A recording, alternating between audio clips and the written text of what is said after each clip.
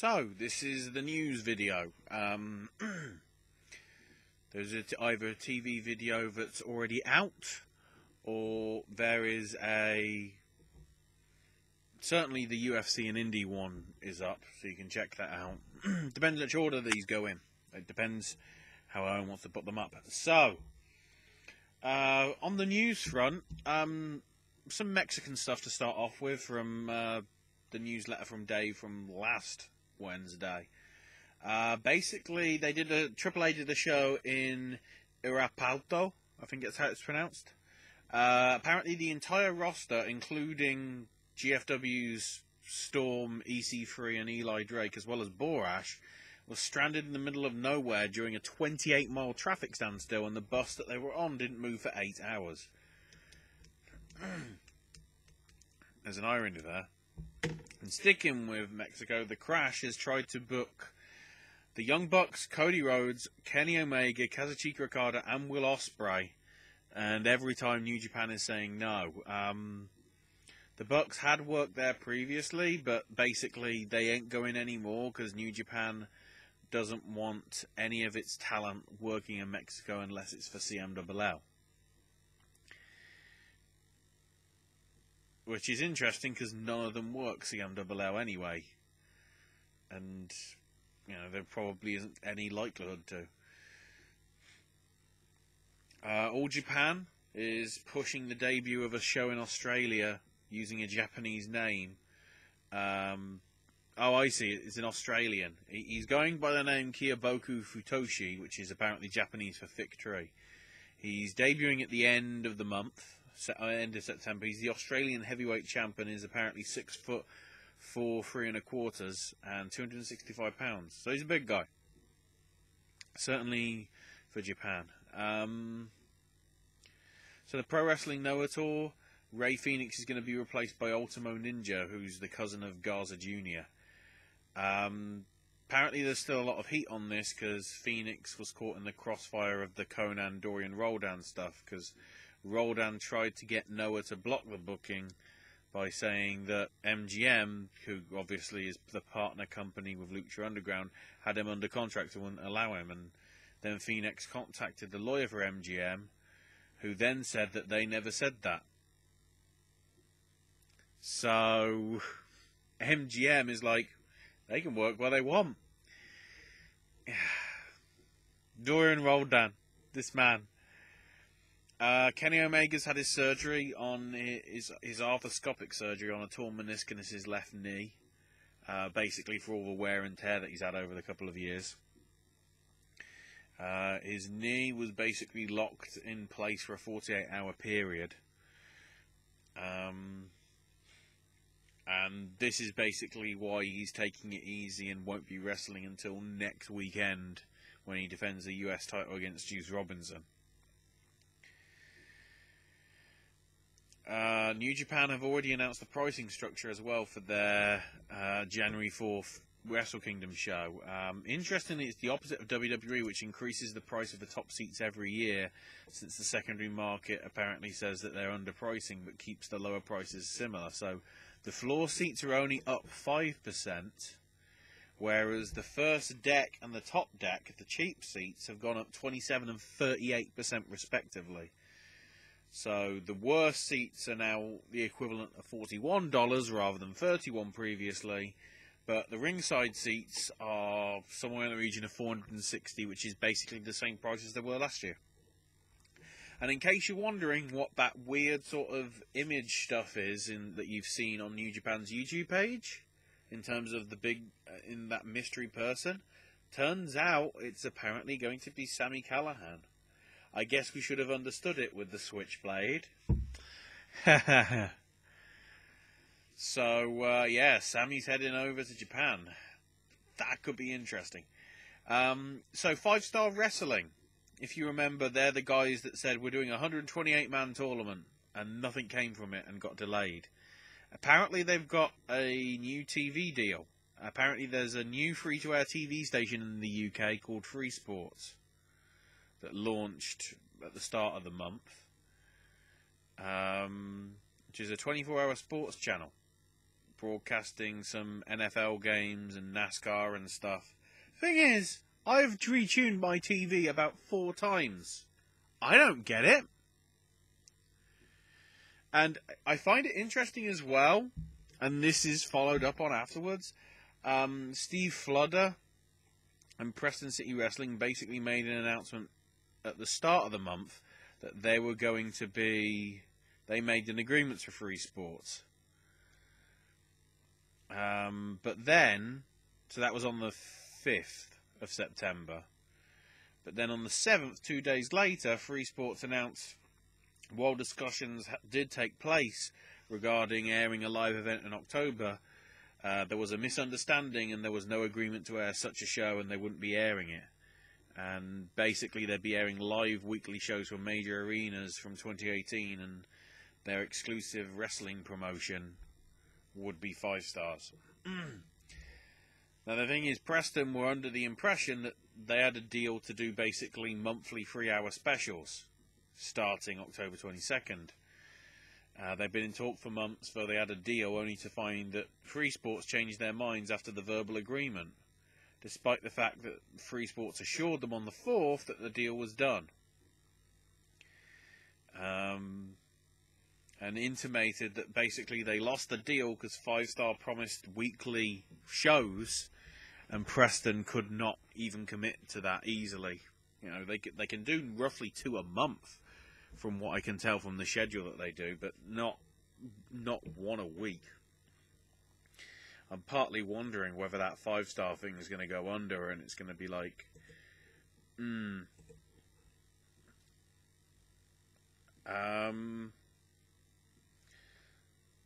So, the big thing with Lucha Underground, in case you're wondering, nobody knows anything.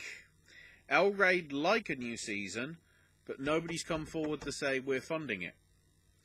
Basically, because the first season lost so much money, they were able to get one of the owners to put up the money for 2 and 3, so they could do the 100 episodes. But not anything since. You know, they never tried touring, and at WrestleMania it was clear there was a huge buzz on Lucha Underground that there now isn't anymore. So they missed the boat. They could have promoted, you know, a show, but instead they didn't. You know, the stuff that's airing now happened 1.25 years ago, and nobody's got paid since then. Yet they're still under contract and cannot appear anybody else, including Ring of Honor and WWE. I mean, okay, there is now a relationship because of AAA with GFW, but, you know, if this season is the last season when it ends at the end of October, there's about, I'd say, at least 20 people that are going to go somewhere, or need to go somewhere, I would argue. It's also worth noting that, at least in terms of the network stuff, the episodes, the top 8 places were the Mae Young Classic episodes, followed by 205 Live and SummerSlam, which admittedly was 2 weeks ago, but, or at least 2 weeks ago of the report going out. But yeah, the Mae Young Classic is one of their biggest draws as it stands, clearly. Also, WWE signed a multi-year French-language TV deal in Quebec, in Canada, airing an edited version of Raw and stuff. They cancelled all the house shows because of the Hurricane Irma stuff, so the house shows from last week, as well as this week, all got cancelled. And, yeah, the tapings got delayed by a day from Wednesday to Thursday. Samoa Joe's slated to return at the end of October, so sort of somewhere in the region just after No Mercy, I would say. Nikki Bella's starting on Dancing with the Stars. In terms of her odds, she's way no chance in terms of doing anything. Gallagher, when he had that big gash on his head, against Kendrick a few weeks back. Apparently he needed 4 stitches from it, which that's why they did the way we'll do it. In regards to the UK show, one story is saying that it's still in the plans, but the hold-up is because of the expenses. Because the tournament show over the 2 days lost a heck of a lot of money.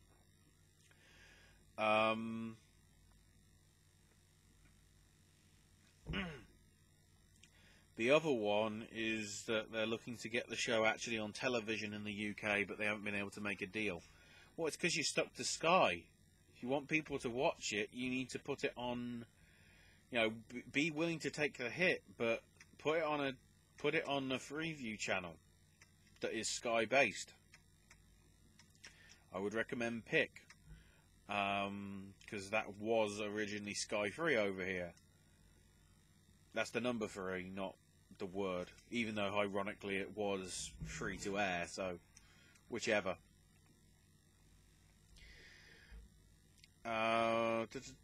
See if there's anything else.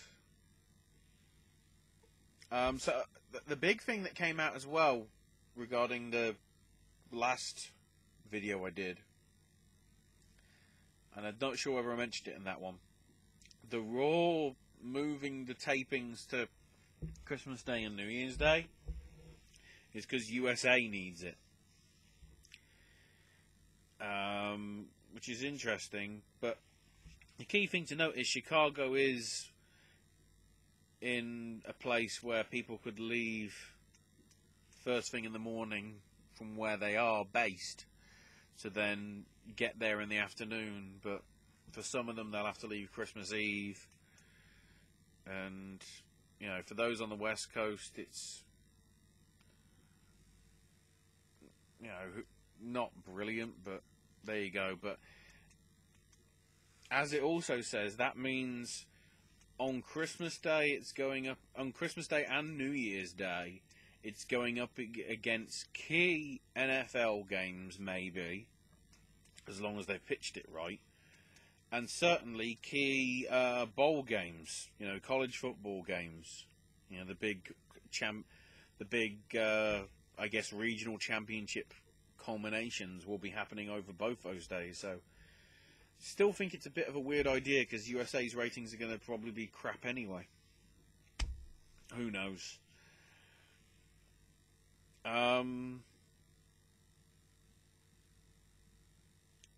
So, moving on to this week's newsletter, Kairi Sane over Toni Storm was apparently originally supposed to be the final before the tournament started, before it switched to being a semi-final when the plans were basically to go Kairi Sane and Shayna Baszler to push the 4 horsewomen angle.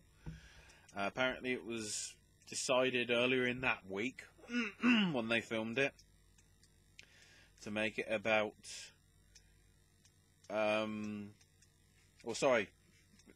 basically they decided late this week, I guess Monday or something, perhaps Sunday, who knows, that it was going to be about Sane winning and the horsewoman angle could be saved for later. Survivor Series.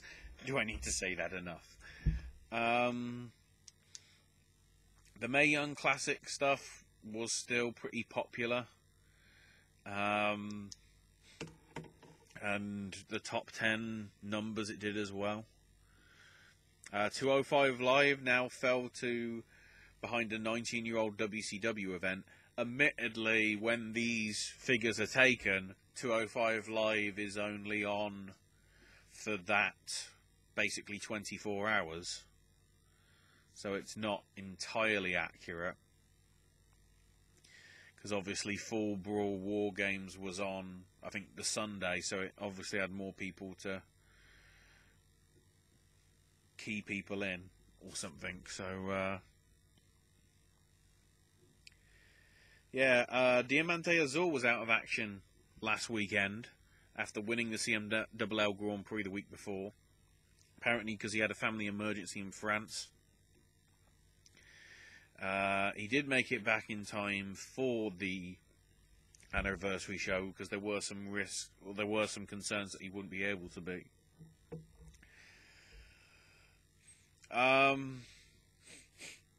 Now, apparently one of the Pro Wrestling Revolution shows decided to do some Trump gimmick stuff. Eli Drake was doing something, who admitted that he stole the gimmick from Sam Adonis, and then Melissa Santos said it was Brian Cage. And, you know, there's a big argument over that. I don't know why.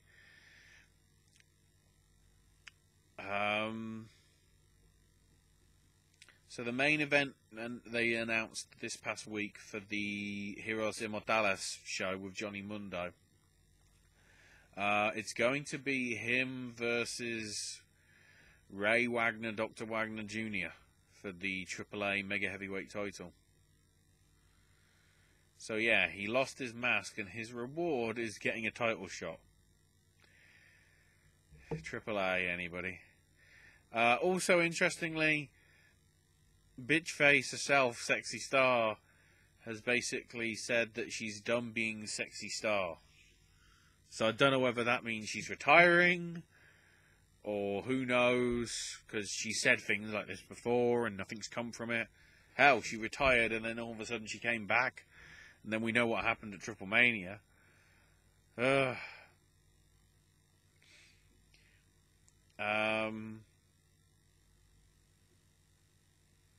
that's interesting. So the Young Bucks contacted Crash and said they were actually okay for working there. So that's an update from the previous week. Ricochet and War Machine can also work for Crash. The only wrestlers that have been blocked are Okada, Ospreay, and Omega. And basically, as long as Cody's Ring of Honor champion, he can only work for CMLL in Mexico. Even though CMLL have yet to use him. So, if Cody isn't Ring of Honor champion, he can go to Japan. Interesting. So this Kuyamoto Futoshi apparently is Slade Mercer, who's actually, he's being billed from Australia, he's from New Zealand. Anybody notice an issue? He doesn't hold the Australian heavyweight title, or Japan, you bastards. He's champion in 2 Australian companies, but he did start wrestling as Max Damage, apparently, in New Zealand before coming to Australia. And then becoming Slade Mercer. Who knows? Miranda Salinas, who you saw in the Mae Young Classic of the first round, replacing the injured Nixon Newell. The Booker T trainee and everything. She's actually heading over to Stardom in the new year. So 2018 will be back to Japan. And all that for her. WrestleCon's made some announcements regarding their WrestleMania shows in New Orleans, across the street from Access.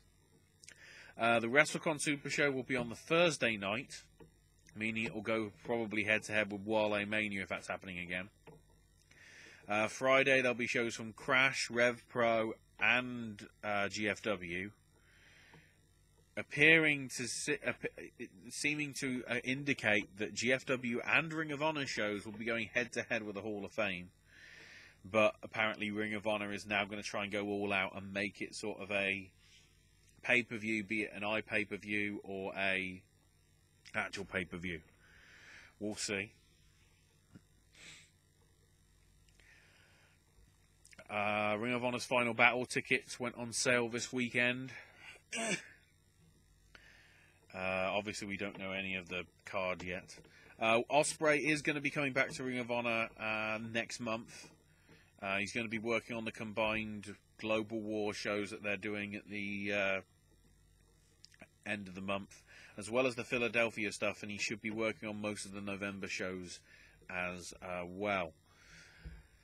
So then this is an interesting one. Scott D'Amore, Sanjay Dutt, and John Gabernick did a press call and mentioned that Dutch Mantel's still working on creative for the company. And then Dutt talked about his background in creative under Jarrett with the All Wheels wrestling concept that died. And then the Ring Ka King thing, which died. Huh? Who knows? Cornette's booked for Bound for Glory, but apparently not for the TV stuff. We'll get to Bound for Glory because that got complicated. WWE's doing its tour of India, but with the Raw brand, so that makes sense. So apparently Nikki Bella actually did shoot a segment in the ring during Raw this week, basically with her partner. The interesting thing is they're showing this, and I guess it will be airing when it properly is on. It properly is on Monday or something. The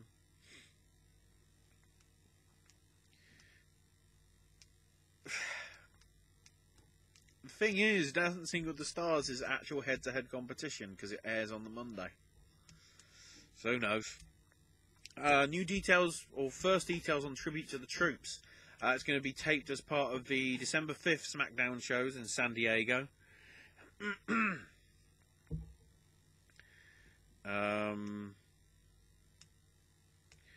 Although they're basically indicating that it might just be a very Smackdown show, because on that same day, or later that day, the Raw crew are supposed to be in Abu Dhabi. Because, you know, basically they're going to go from Abu Dhabi to India for the Indian tour, so... And if that's the case, Jinder Mahal can't be there. Which makes me think he's losing the title. Possibly, somewhere down the line, because it doesn't sort of really fit. And also Primo, who's been out of action for a few months due to knee surgery, should be back imminently. Epico's been kept off TV, but working the house shows, sort of in various bits. It could be possible that they're the mystery team that's attacking Breezango that died. Even though it was supposed to be Harper and Rowan, and they've seemingly died, so... death or something. So Powerbomb TV, who I talked about in the indie video with the Bytown Championship Wrestling thing, or whatever they were called, the company that delivered a show, and then one of the partners decided to go, yeah, no.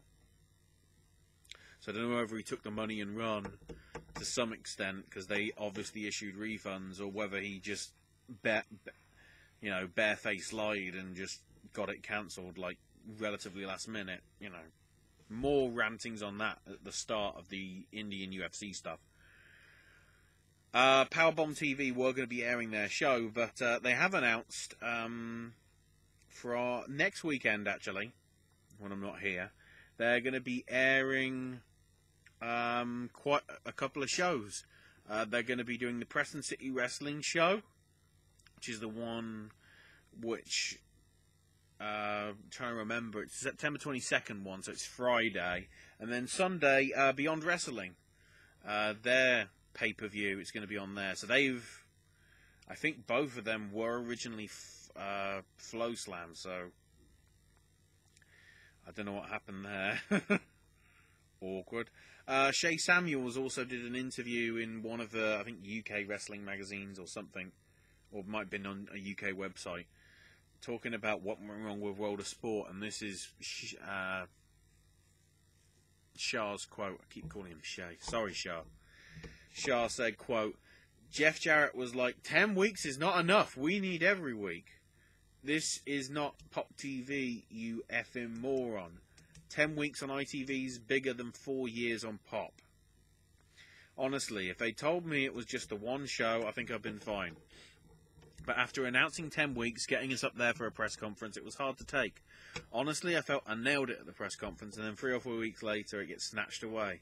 The thing that hurts the most is the WWE guys not realising that if we didn't do World of Sport, the success that they've had might not have happened.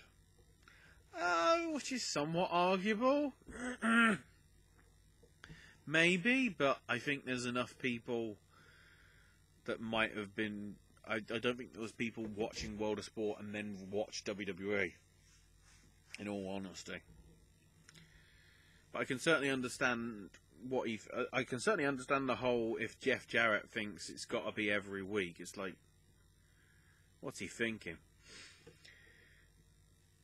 The heartache over the whole ordeal comes with no lingering resentment towards ITV, a TV company who took a gamble reviving the show in the first place, but seemed to believe it could be a success, with the admittance that they personally didn't have a clue how to run it. One thing I will say, they don't have a clue about wrestling. They do a bit of research trying to find out who the second biggest company in wrestling is, and they think, let's get in bed with TNA. They were adamant that they needed somebody who knew how to run a wrestling promotion, and it was touchy as well, because it was offered in August and was told to be kept a secret. But nothing in wrestling gets kept a secret, or everybody did, and then it got announced, and there was a bit of a backlash, and then people were upset that we didn't tell them and everything, but we had to explain that it was a big deal, but we weren't allowed to say anything. Us taking that deal, although nothing's changed, gave some people the perception that we got too big for our boots, which wasn't the case. So, that's complicated. So, the other stuff, in terms of the creative stuff, you know, we were mentioning the whole, I was in charge of that All Wheels thing, which was like, no questions were taken regarding Jeff Jarrett. Alberto is figured into plans as a Bound for Glory and Beyond, apparently. Wrestling is fluid, apparently, because obviously they've had to make some changes because of Jeff departing. Shame they haven't done that on the TV yet.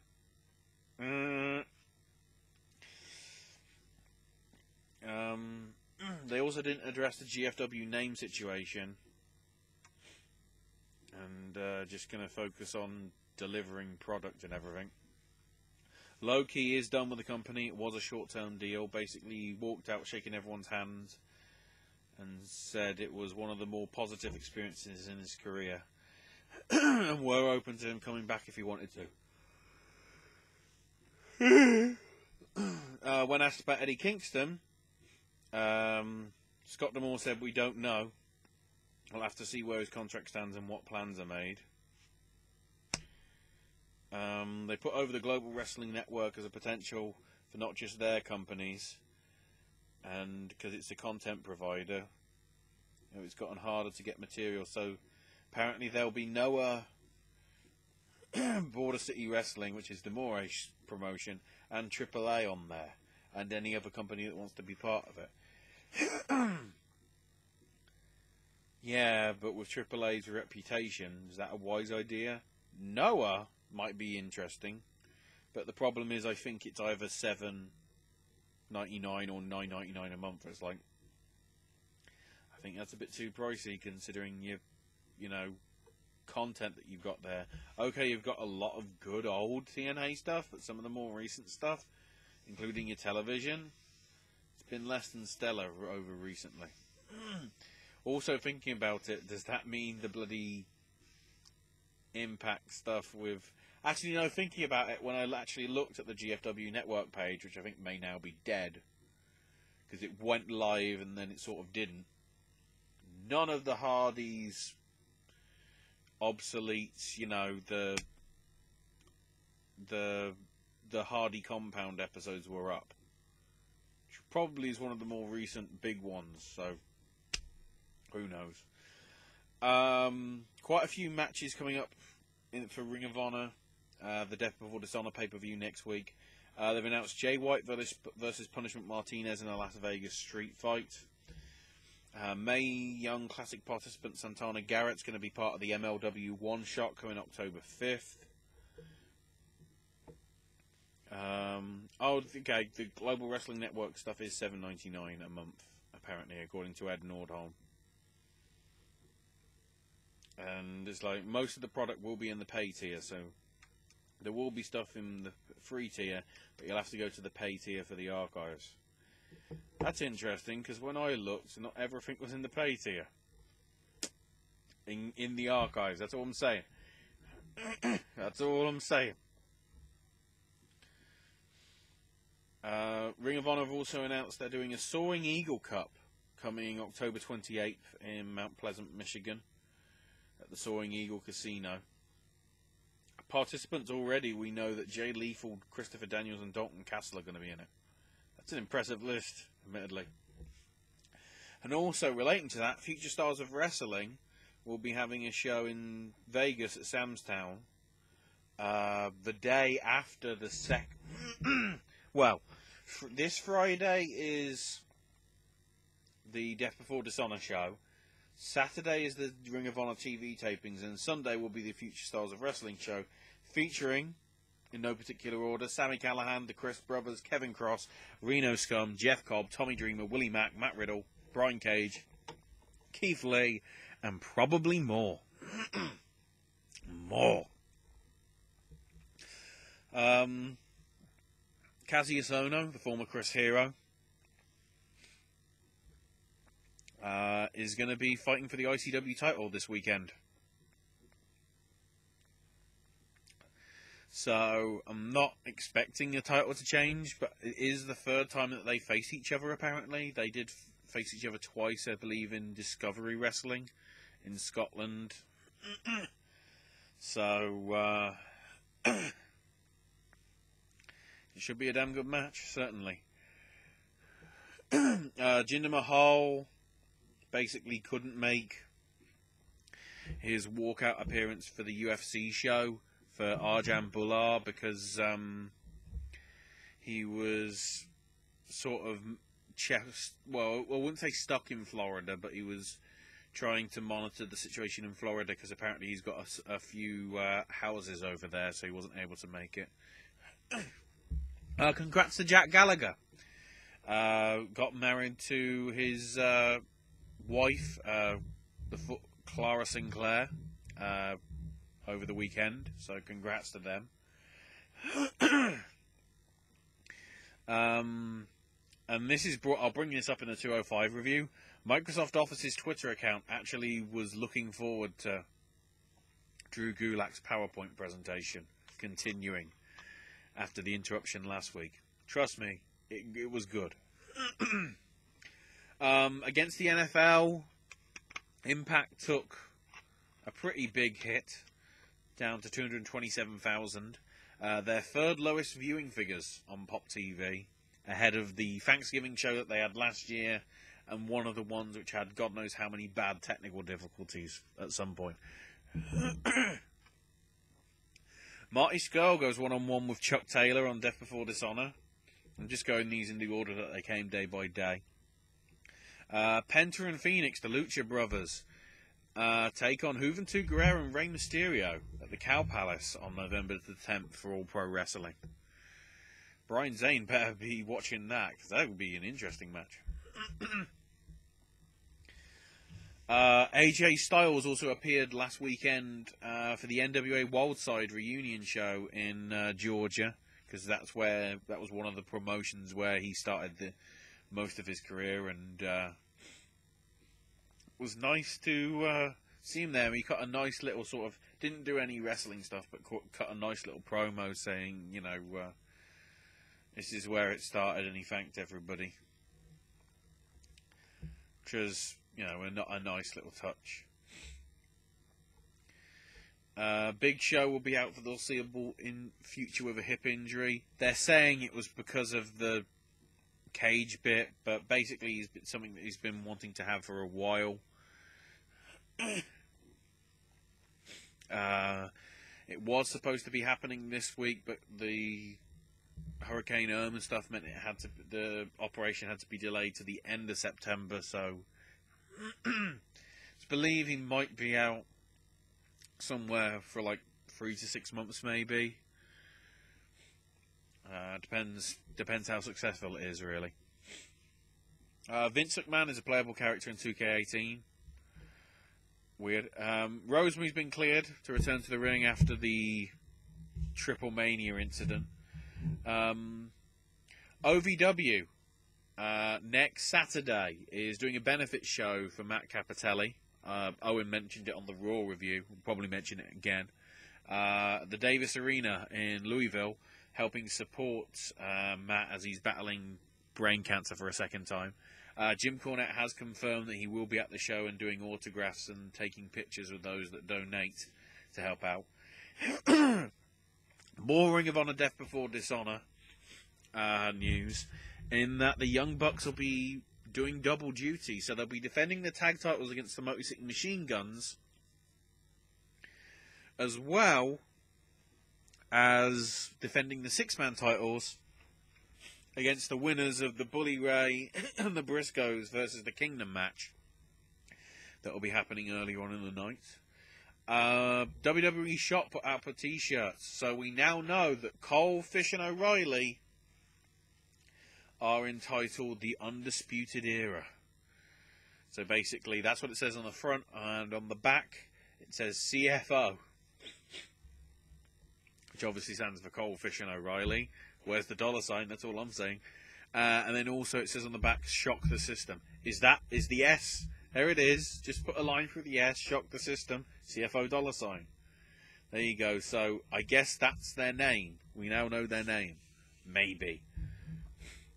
Ronda Rousey kept being asked about, any future for her in terms of WWE, but rightfully so. Ronda was saying, look, tonight's all about Shayna, and I don't want to be the kind of friend that ends up talking about myself all night. So, nice little touch there. Clearly it's going to be something down the line. Speaking of down the line, remember that Lady Balls book? The one that Stephanie was so proud about and you wanted to see the story about? It's been indefinitely shelved. Yeah! Oh my god. So the Kevin Owens Vince McMahon stuff from Smackdown is getting a lot of YouTube views. There's a lot of thoughts on was it a blade job? Was it not a blade job deal with the headbutt and getting colour and all that? Especially in the PG era. It's like, okay, it's a moment, but it's like, so as long as the boss does it, it's okay. Double standards match! Another bit from 2K, apart from the Vince McMahon announcement, they ran through some more details on My Career mode. Basically, when you're not in the action, there will be a free roaming backstage area where you can talk to basically Matt Bloom or whatever and get guidance and stuff. So that's a nice sort of little touch. And also they've revamped the promo system. That's going to be much improved. It seems as if after a few years of getting a gist of what people want, I mean, okay, there is no story mode, which is a bit of a shame. But it seems like we're getting much more of the simulation thing that fans of the WWE games have been wanting for, which is always good to see. Progress Wrestling announced a 8-woman tournament to happen on Monday, October the 2nd, to determine a number one contender for the Progress Women's title. So that should be an interesting one, actually, especially on a Monday. Tickets, I believe, go on sale for the Wembley Arena show. I think this week. I think this Monday coming. But because it's Wembley Arena, it's basically being done through the ticket site, so there will be charges on it. It won't just be flat out rate. The interesting bit, though, I think it's it's Wembley Arena. The front row around ringside is the most expensive. Then I think it's 2 through 6 around ringside are the second tier. And then every other single seat in the building is the cheapest tier. So that's pretty ridiculous. I think if ticket sales don't go as well as they hope, which I'm hoping they go well, but I think if they do need to fill out some padding, I would not be surprised to see perhaps some of the ones like the tiered sort of arena side bits eventually becoming cheaper, as if to try and get the seats filled. But let's hope that. I mean, I don't think it's going to sell out immediately. You never know, but because it's literally 12 months away, because it's September the 30th. I'm sort of thinking it's a bit of a sort of chance that it might not be. But we'll see. Britt Baker will be making her Women of Honor return to the Global War Show in Pittsburgh on October the 13th. Antonio Inoki has urged nations to reduce the tension that's going on with North Korea. Inoki's up there with Rodman, man. Don't know what he's doing. Otto Wanz, one of the most famous wrestlers in Germany and Austria during the heyday of the 70s and 80s, passed away from a short but heavy illness, apparently, at the age of 74. Probably most known in America for being AWA champion, winning the belt off Nick Bockwinkel back in '82 in a match that caused lingering hard feelings between Bockwinkel and Heenan, because Bockwinkel never told Bobby that the title was changing hands ahead of time. Basically, he bought himself a short run / sponsorship to promote himself in his native land,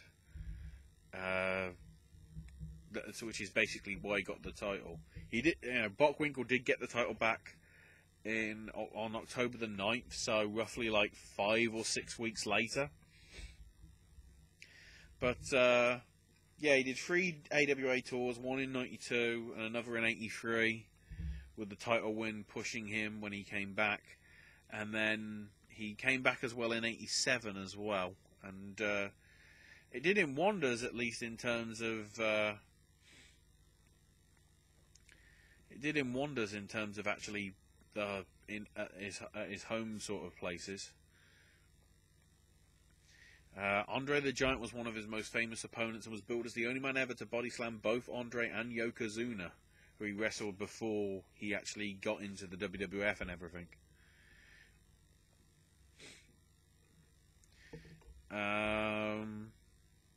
So in terms of the ratings, Raw was down slightly less on... It's interesting, it was only down slightly less on the week before, which, considering this was going up against NFL, and normally it's pretty down.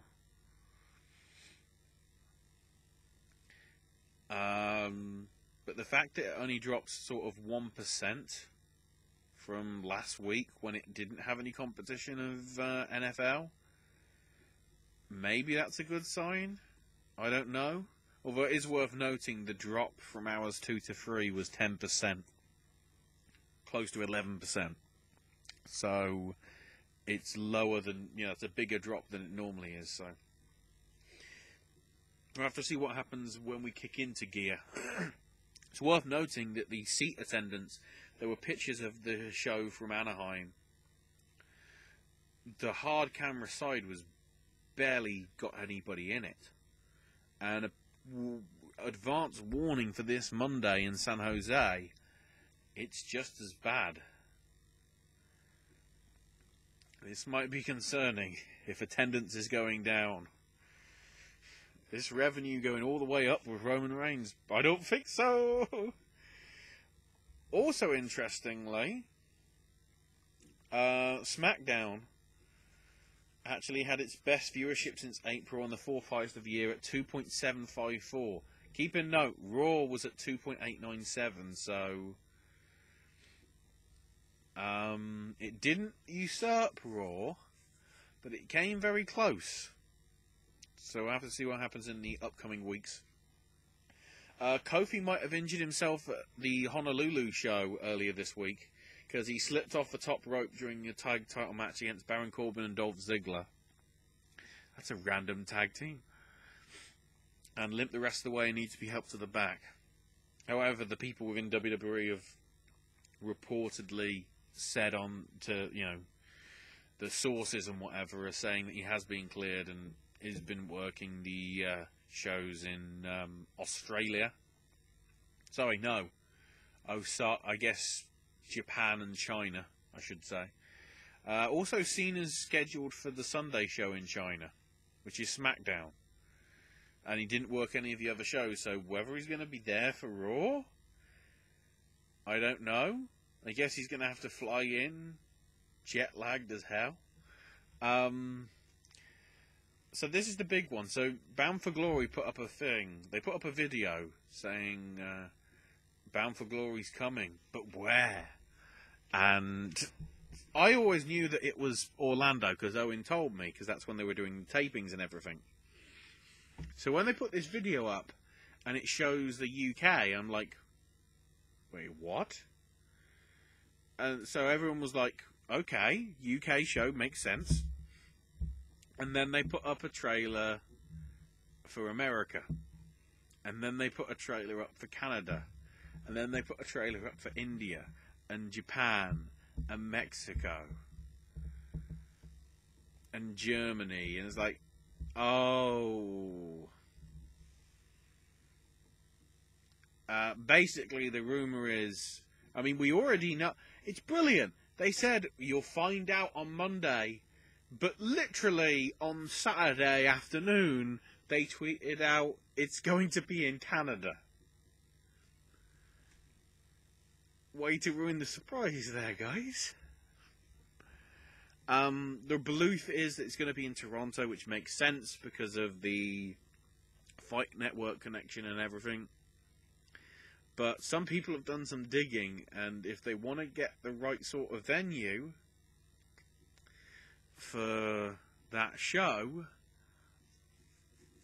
you know, in terms of seating arrangements that would be applicable to a GFW show, most of them are booked already. So we'll see what happens when they announce it on Monday. That'll be fun to react to. Probably over the weekend, like this time next week, because I'm going to be shooting it at some point, probably Saturday, so it's up for Sunday. I don't know, that next week could be complicated with my schedule. Lacey Evans noted that her home was flooded and suffered major losses due to the hurricane, and the worst bit of all was all her photos of her father were damaged, and that's all she had of him. So, yeah, certainly best wishes to her. Reliance Games announced a multi-year agreement with the WWE to develop a mobile game featuring superstars and legends like Rock and Taker and Austin and Goldberg and Cena and Triple H and Lesnar and Reigns and all that stuff.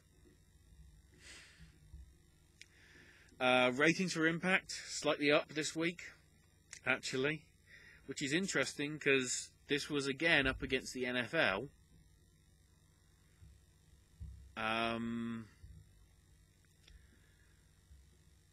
So yeah, up. I think said roughly 12,000 from 227 to 239. But yeah, as I say, going up against NFL, that's a bit weird. I mean, admittedly, last week was the first game of the season, but this week with match 2, perhaps it's because it was Houston and Cincinnati. Perhaps a game that not many people were as excited in, with the big one with the Patriots last week. So, no, we'll see. That's another thing we'll have to look at in terms of whether there's going to be some big drops when it comes to content. Also, Rev Pro over here in the UK have announced that the Global Wars UK shows that they'll be having will be in Bethnal Green, London on November the 9th and Walthamstow on the November the 10th. And they've already confirmed that Minoru Suzuki is going to be on those shows. Just get hype, guys. Get hype. Then again, let's hope he doesn't bring Takeshi Iizuka. Because, dear God. Dear God. Right. That's your news. It's only gone 15 minutes. Which means it'll probably only take 49 hours to get over to Owen. There you go. So, enjoyed the AJ content. We've got reviews. We've got verses. We've got me, Owen, and AJ with the awards predictions from a week or so back. We've got some sip and snacks coming from me, probably to fill the time over the next over the next week or so. watch the UFC and indie stuff if you haven't already. Watch the TV reviews if you haven't already, unless this is up first, in which case you can't, but retrospect, maybe. All that stuff, all that jazz, fa-da-vi-da, va-doo-bi-doo. That isn't the way it goes, but whatever. So, that is all for this video. I'll see you on the next one, whichever that is. Might be food, might be wrestling, might be games, might be none of them, just to really confuse you.